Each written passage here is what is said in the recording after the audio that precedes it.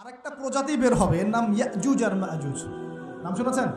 এই যে এই সূরার মধ্যেই আছে, এই সূরা কাহাফের কথা বললাম না, সূরা কাহাফের পিছনের দিকে আছে ইন্না ইয়াজুজ ওয়া মাজুজ মুফসিদুনা ফিল আরদ। যুলকারনাইন বাদশার কথা পড়বেন, তিনি যে দেয়াল নির্মাণ করে দিয়েছিলেন লোহা এবং তামা দিয়ে, মনে আছে, পড়েছেন? আচ্ছা, এই ইয়াজুজ আর মাজুজ যখন বের হবে পৃথিবীর পানি খেয়ে শেষ করে ফেলে দিবে।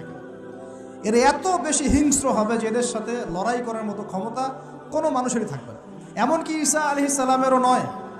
ঈসা আলাইহিস সালাম তুর পাহাড়ে চলে যাবেন মুসলিমদেরকে নিয়ে, তুর পাহাড়ের ভিতরে মুসলিমরা সেখানে লুকিয়ে থাকবে, পৃথিবীর মেসাকার অবস্থা হয়ে যাবে, পৃথিবীর পানি খেয়ে শেষ করে ফেলে দিবে হিংস্র প্রজাতি। তখন ঈসা আলাইহিস সালাম আল্লাহর কাছে দোয়া করবেন, আল্লাহ এই বিভৎস জাতিকে ধ্বংস করো। আল্লাহ রাব্বুল আলামিন তখন ওই ইয়াজুজ আর মাজুজের এই কাঁধে, ঠিক কাঁধের মাঝখানে একটা ভাইরাস জন্ম দিবেন। কি জন্ম দিবেন? ওই যে বলি না মহামারীর ভাইরাস, অমুক ভাইরাস তমুক ভাইরাস, এই ভাইরাস আরও সামনে আছে বাকি এখন। ওই ভাইরাসে, ওই পোকায়, ওই ব্যাকটেরিয়া বা যেটাই হোক আল্লাহ পাক যাই দিবেন, এতে করে ইয়াজুজ আর মাজুজের পুরো প্রজাতি ধপ ধপ ধপ করে মারা যাবে। মানে এটা ছোঁয়াচে রোগ হবে। কি রোগ হবে? ছোঁয়াচে। ঠিক যেমন আমরা একটু করোনা দেখলাম না, একজন থেকে আরেকজন, একজন থেকে আরেকজন, এরকম জিনিস চলবে আরও বিশ্বে। আর এখনকার নতুন রিসার্চ হচ্ছে ওই সাইবেরিয়া অঞ্চলের যে বরফগুলো আছে না, ওর নিচে এই 1 লাখ বছর, 1.5 লাখ বছর, 2 লাখ বছর আগের ভাইরাসগুলো নতুন করে জায়গা শুরু করেছে।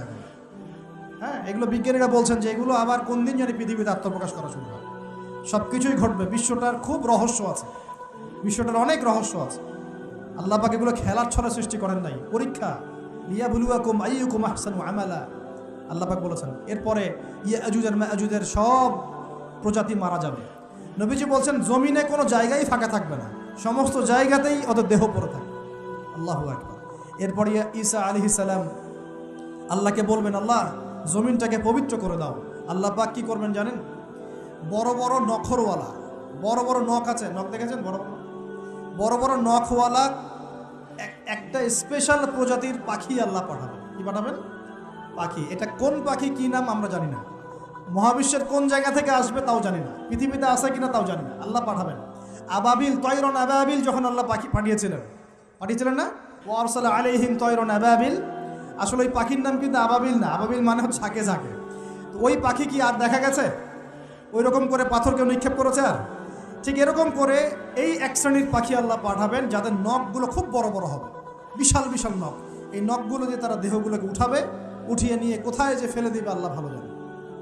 সুবহানাল্লাহ, আল্লাহু আকবার। আল্লাহ পাক বিশ্বে কত কি বাকি রেখেছেন এখন। এরপরে আল্লাহ পাক কি করবেন জানেন? আল্লাহ পাক বৃষ্টি বর্ষণ করবেন। এত বেশি বৃষ্টি হবে, এত বৃষ্টি হবে, জমিন ধুয়ে পরিষ্কার হয়ে যাবে। হাদিসে আসছে জমিন একদম চকচক করবে, জমিটা পরিষ্কার হয়ে চকচক করতে থাকবে। এরপরে, কারণ ওই ভাইরাস তো ধুইতে হবে না, ভাইরাসকে ধুয়ে সাফ করতে হবে। তারপরে ঈসা আলাইহিস সালামের সময়ে বলা হচ্ছে, তার সময়ে একটা ডালিম, ডালিম দেখেছেন কি না? আনার ডালিম, এই ডালিমের যে খোসা হয় না, এই ডালিমের খোসার নিচে একটা পুরো পরিবার আশ্রয় নিতে পারবে। কি বুঝলেন? এত বড় বড় ফল হবে, এত বরকত হবে জমিনের মধ্যে। কখন বরকত হয়? যখন একটা জনপদের অধিবাসীরা আল্লাহর সামনে আত্মসমর্পণ করে, তখন আল্লাহ বরকত দেয়। আমরা কি আত্মসমর্পণ করছি? এই জন্যই তো অর্থনৈতিক মন্দা চলছে। এমনি নাকি? সুদ খাচ্ছেন, দিব্যি ঘুষ খাচ্ছেন, দুর্নীতি করছেন, জেনা করছেন, মানুষের সম্পদ আত্মসাৎ করছেন, বাপে কম দিচ্ছেন, আবার নামাজও পড়ছেন, মাশাআল্লাহ। তো বরকত কোত্থেকে আসবে? তো বরকত কখন আসে? যখন একটা কম আল্লাহর সামনে সম্পূর্ণ আত্মসমর্পণ করে। একটা ডালিম হবে, এটা রূপকথা নয়, এগুলা গাল গল্প বলছি না। এই প্রতিটা কথা আল্লাহ পাকের ওহী থেকে আসছে, এর একটা কথা মিথ্যা হবে না ইনশাআল্লাহ তাআলা। বিশ্ববাসীরা দেখবে একটা ডালিমের নিচে একটা পরিবার আশ্রয় নিতে পারবে। এত স্পেসিফিকলি বলা হয়েছে হাদিসগুলোতে। নবী সাল্লাল্লাহু আলাইহি ওয়াসাল্লাম বলেছেন যে 10 জন ঘোড়সাওয়ার, কয়জন ঘোড়সাওয়ার? 10 জন ঘোড়সাওয়ার বের হবে ইমাম মাহদির সময়, যারা খোঁজ নিতে যাবে যে দেখি দাজ্জাল বের হয়েছে কিনা। ঘোড়ায় করে খোঁজ নিতে যাবে, দেখি দাজ্জাল বের হয়েছে কিনা। ওই 10, নবীজি বলছেন আমি ওই 10 জনের নামও জানি, ওদের বাবার নামও জানি। সুবহান। এত স্পেসিফিক জ্ঞান দেওয়া হয়েছে আল্লাহর পক্ষ থেকে নবী সাল্লাল্লাহু আলাইহি ওয়াসাল্লামকে। তার হাদিস থেকে বলছি, ডালিমের নিচে পরিবার আশ্রয় নিতে পারে। তো অনেকে হয়তো হাসবে, কি বলে একটু উল্টা পাল্টা কথা, তাই না? নাস্তিকরা মনে করতে পারে যে হাসবে, আরে হাহারি এক দিয়ে রেখে দেবে। এখন মানুষ ফেসবুকের মতো চিন্তা করে, ফেসবুকের মতো হাসে, ফেসবুকের মতো কাঁদে, মানুষ এখন রোবোটিক হয়ে গেছে, ঠিক আছে? আচ্ছা, তো এরপর কি? এরপরে বরকতের এই সময়টা শেষ হয়ে যাবে কখন? যখন মানুষ আবার সেই জেনা, পাপ, শিরিক, কুফর এগুলোতে লিপ্ত হবে। আল্লাহ রাসূল বলছেন এমন একটা মানুষও বাকি থাকবে না, একটা মানুষও না যে খালি লা ইলাহা ইল্লাল্লাহ কালিমাটা পড়তে জানে, এমন একটা মানুষও বাকি থাকবে না। বলেন নাউযুবিল্লাহ। ওরা হবে এই পৃথিবীর সবচেয়ে নিকৃষ্ট মানুষ। ওদের চেয়ে নিকৃষ্ট কোনো মানুষ এই পৃথিবীতে হবে না। এখনও কি এরকম সময় আসে নাই? এখন কি লা ইলাহা ইল্লাল্লাহ আছে না? পূর্ণাঙ্গ প্রয়োগটা নাই, কিন্তু কালিমা তো আছে কি না? তখন নবীজি বলছেন এমন একটা যুগ আসবে যে লা ইলাহা ইল্লাল্লাহ বলার মতো একটা মানুষ খুঁজে পাওয়া যাবে না। আর মানুষ রাস্তাঘাটে কুকুরের মতো জেনা করবে। রাস্তাঘাটে কুকুর যেমন সঙ্গম করে না রাস্তাঘাটে, ওই রকম করে মানুষ রাস্তাঘাটে জেনা করবে। ওই সময়ে আল্লাহ রাব্বুল আলামিন পশ্চিম দিক থেকে সূর্য উঠাবেন। কোন দিক থেকে? সূর্য সত্যি সত্যি পশ্চিম দিকে উঠবে। পৃথিবী একদিকে ঘুরছে না এখন? কে জানে আল্লাহ পাক পৃথিবীর ঘূর্ণন থামিয়ে উল্টা দিকে ঘোরাতে পারেন না? অবশ্যই পারেন। আল্লাহ পাকের জন্য এটা খালি বলা কুন ফায়াকুন, হও হয়ে যাও ব্যাস। পুরো বিশ্বের বড় বড় ডিপার্টমেন্টগুলো কারা নিয়ন্ত্রণ করছে? আমরা নিয়ন্ত্রণ করছি? জি না। এমনকি খ্রিস্টানরাও নিয়ন্ত্রণ করছে না, বরং ওরাই নিয়ন্ত্রণ করছে। আপনাকে গভীরে ঢুকতে হবে তো। তার মানে সে আত্মপ্রকাশ না করলেও তার অনুসারীরা তো মাশাআল্লাহ শক্তিশালী হয়ে গেছে কিনা? তার মানে সময় কাছে না দূরে? কাছে। এটা বোঝার জন্য কি ভবিষ্যৎবাণী করা লাগে? গণক হওয়া লাগে? জ্যোতিষী হওয়া লাগে? এটা বোঝার জন্য কোরআন সুন্নাহর সাথে শেষ জামানা স্টাডি করলেই হয়। Economics, world affairs, history study করলেই বুঝতে পারেন, হৃদয়ের চোখ খুলে যাবে ইনশাআল্লাহ তাআলা। আল্লাহ পাক বোঝার তৌফিক দান করুন। এখন সে বের হয়ে বিশ্বটাকে শাসন করবে ঠিক, কিন্তু তার সাথে লড়াই করার ক্ষমতা ওই সময় মুসলিমদের থাকবে না। তখন আল্লাহ পাক পাঠাবেন ওই যে সত্যিকারের মাসিহ ঈসা আলাইহিস সালাম। কাকে পাঠাবেন? তিনি নামবেন সিরিয়ায়। কোন দেশে? সিরিয়ার দামেস্কে তিনি নামবেন। দুজন ফেরেশতার কাঁধে ভর দিয়ে, তখন তার চুলগুলো দিয়ে টপ টপ করে মুক্তার মতো পানি ঝরতে থাকবে, এমনটা হাদিসে বলা হয়েছে। সুবহানাল্লাহ, সুবহানাল্লাহ। এত স্পেসিফিকলি হাদিসে বলা হয়েছে এটা হবে, এইটা হবে, ওইটা হবে, একদম স্পেসিফিকলি। তারপরে ঈসা আলাইহিস সালাম তিনি যখন ওই মুসলিমদেরকে পেয়ে যাবেন, তাকে ইমামতি করতে বলা হবে। ঈসা আলাইহিস সালাম বলবেন, না, আমি ইমামতি করতে পারবো না। ইমামতি এই উম্মতের জন্যই করা হয়েছে। বলেন সুবহানাল্লাহ। আমাদের ইমাম ইমামতি করবেন, তিনি পিছনে মুক্তাদি হবেন। একজন নবী মুক্তাদি হবেন আর ইমাম ইমামতি করবেন, চিন্তা করতে পারেন? এরপর নামাজ শেষ হওয়ার পরে বলবেন তিনি দরজা খুলে দাও, দরজা খুলে দাও। এটার ব্যাখ্যা আমার কাছে মনে হয় হয়তোবা তখন অবরোধ থাকবে, অবরোধটাকে তিনি ভেঙে দিতে বলবেন হয়তোবা, আল্লাহ ভালো জানেন। দরজা খুলে দাও এর ব্যাখ্যা কি হতে পারে? কিসের দরজা খুলে দাও? কিসের বাঁধন খুলে দাও? নিশ্চয় একটা বাঁধনে মুসলিমদেরকে বেঁধে ফেলা হবে। তিনি ওটার বিরুদ্ধে মুসলিমদেরকে ঝাঁপিয়ে পড়তে বলবেন। তখন দাজ্জালের সাথে তার দেখা হবে। কোন দাজ্জাল? সত্যিকারের দাজ্জালের সাথে ঈসা আলাইহিস সালামের দেখা হবে।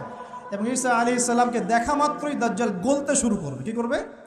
গলতে শুরু। লবণ যেমন গলে যায় না তাপ দিলে, এমন করে গলতে শুরু করবে। এবং ঈসা আলাইহিস সালামের নিঃশ্বাসে আল্লাহ পাক একটা অন্যরকম ক্ষমতা দিবেন। ঈসা আলাইহিস সালামের নিঃশ্বাস যতদূর পর্যন্ত যাবে দাজ্জাল পালাতে থাকবে। তার নিঃশ্বাস গিয়ে দাজ্জালের গায়ে লাগা পরে দাজ্জাল ওইখানেই মারা যাবে। আল্লাহ পাক এই শুধু তাকে নয়, তার সমস্ত অনুসারীদেরকে আল্লাহ পাক সেখানে মেরে ফেলবেন ইনশাআল্লাহ। মুসলিমদের হাতে। কার হাতে? মুসলিমদের হাতে। এটার জায়গাটা মেনশন করা আছে, বাবেলুদ নামক জায়গা। কোন জায়গা? বাবেলুদ। যান গুগল সার্চ করে দেখেন বাবেলুদ কোন জায়গায় আছে। আমি বলে দিব না, দেখেন কোন জায়গায় আছে, কারা ওটা নিয়ন্ত্রণ করছে দেখেন। ওইখানে দাজ্জাল মারা যাবে। মানে সত্যিকারের মাসিহের হাতে মিথ্যা মাসিহ মারা যাবে ইনশাআল্লাহ, ঠিক আছে? এবং তার অনুসারীদের পতন হবে। এরপরে ঈসা আলাইহিস সালাম এই ক্ষমতাটা দখল করবেন এবং সারা বিশ্বে তিনি শান্তি শৃঙ্খলা কায়েম করবেন। একজন ন্যায়পরায়ণ শাসক হবেন ইনশাআল্লাহ। এবং তিনি নতুন কোনো শরীয়ত নিয়ে আসবেন না, উম্মতে মুহাম্মাদের শরীয়ত কায়েম থাকবে ইনশাআল্লাহ। এরপরে 40 বছর তিনি রাজত্ব করবেন। কত বছর? 40 বছর। এবং তার বিবাহ শাদীও হবে এবং তার ইন্তেকালও হবে। তাকে দাফন করা হবে নবী মুহাম্মদ সাল্লাল্লাহু আলাইহি ওয়াসাল্লামের ঠিক পাশেই। আল্লাহু আকবার। ঠিক তার পাশেই দাফন করা হবে। এরপরে মানুষ আবারও খারাপ হওয়া শুরু করবে। কেমন খারাপ হবে? ও আচ্ছা, মাঝখানে একটা কথা বলতে ভুলে গেছি। ব্যাস, আমি কয়েকদিন আগে রিপোর্ট দেখেছি, পৃথিবীর নিচে কিন্তু আগুনের স্তর আছে। আচ্ছা, জানেন তো? পৃথিবীর নিচে আগ্নেয়গিরিগুলো আছে। পৃথিবীর ভিতরেও একটা ঘূর্ণন হয়। সেই ঘূর্ণনের দিক পরিবর্তন হচ্ছে দিন দিন, এমনটা রিপোর্ট এসেছে। দেখেন, আপনি ইন্টারনেট ঘাটাঘাটি করেন। আর অনেকে রিপোর্ট করছে যে পৃথিবী আগে যে গতিতে ঘুরতো, এখন পৃথিবীর ঘূর্ণন গতি একটু বেড়ে গেছে। দেখেন রিপোর্ট দেখেন, ঘূর্ণন গতি বেড়ে যাওয়ার মানে হচ্ছে টাইম দ্রুত পাস করবে। আর শেষ জামানার হাদিস এটাও আছে, সময় দ্রুত পাস করবে, আছে না? এটা হাদিস আসছে। তো প্রিয় ভাইরা, এই সময় মানুষ খারাপ হওয়া শুরু করার পরে এমন খারাপ হবে, আল্লাহর নাম নেওয়ার মতো কোনো মানুষ থাকবে না, আল্লাহ আল্লাহ বলার মতো কোনো মানুষ থাকবে না। তখন পশ্চিম দিক থেকে সূর্য উঠবে। কিভাবে কিয়ামত হবে? নবীজি বলছেন, একজন ব্যক্তি পানি খাওয়ার জন্যে পাত্রটাকে মুখের সামনে নিবে, পানি গিলতে পারবে না, কিয়ামত হয়ে যাবে। ইযা ওয়াকাআতিল ওয়াকিআ লাইসা লিওয়াকাআতিহা কাযিবা আল কারিআতু মাল কারিআ ওয়া মা আদরাকা মাল কারিআ, আছে না? আম্মা ইয়াতাসাআলুন আনিন নাবাইল আযীম। কত সূরা আছে কিয়ামত সংক্রান্ত, পড়ে দেখেন। ইযা যুলজিলাতিল আরদু জিলজালাহা ওয়া আখরাজাতিল আরদু আথকালাহা ইযা শামসু কুওয়িরাত ওয়া ইযা নুজুমু কাদারাত। এই সূরাগুলো পড়ে দেখেন। আম্মা পারার শেষ পারাটা, যেটা 30তম পারা, এর সূরাগুলো পড়ে দেখেন। কিয়ামত চোখে দেখতে পারবেন ইনশাআল্লাহ। সিংহায় ফুঁক দেওয়া হবে। আল্লাহ পাকের ফেরেশতার এত ক্ষমতা আল্লাহ দিয়েছেন, একটা ফুয়ে পুরো মহাবিশ্ব ধ্বংস হয়ে যাবে ইনশাআল্লাহ। চারটাখানি কথা নাকি? দ্বিতীয় ফুৎকারে আবার সবাইকে জীবিত করা হবে। এবং এই যে দুনিয়ার জীবনটা আমরা কাটাচ্ছি, এই 30, 40, 50, 60, 100 বছরের জীবন, এই জীবনের এক একটা হিসেব আল্লাহর সামনে দাঁড়িয়ে সেদিন দেওয়া লাগবে। অতএব এই দুনিয়ার জীবনটাতে প্রস্তুতি গ্রহণ করি, 5 ওয়াক্ত নামাজ পড়ি, যাকাত দেই, কালিমা বোঝার চেষ্টা করি, আল্লাহ তাওহীদ শিখি, জানি, বুঝি, নবীর সুন্নত অনুযায়ী আমল করি, হালাল খাই, পরিবার গড়ি, মানুষকে সৎ কাজে দাওয়াত দেই, অসৎ কাজে নিষেধ করি, ইসলামকে আল্লাহর জমিনে প্রতিষ্ঠা করার চেষ্টা করি। আল্লাহ পাক যা দিয়েছেন, জানমাল, সময়, শ্রম, আল্লাহ পাক যা দিয়েছেন, ক্ষমতা, প্রতিপত্তি, সম্পদ, এগুলোকে আল্লাহর দিনের জন্য ব্যয় করি। ইনশাআল্লাহ দুনিয়া সফল হব, পরকালে সফল হব ইনশাআল্লাহ আযজা ওয়া জাল। আল্লাহ পাক আমাদের সবাইকে সমকালীন ফিতনাগুলো সম্পর্কে সচেতন থাকার তৌফিক দান করুন, এবং এই রমজান, আসন্ন রমজানে পরিপূর্ণরূপে ইবাদত করার তৌফিক দান করুন, এবং এই ইবাদত এবং শিক্ষাগুলোকে সারা বছর ধরে রাখার তৌফিক দান করুন, এবং জামানা সম্পর্কে সচেতন থেকে আগামী দিনে যা হবে সেভাবে পদক্ষেপ নেওয়ার তৌফিক আল্লাহ পাক দান করুন। আমিন।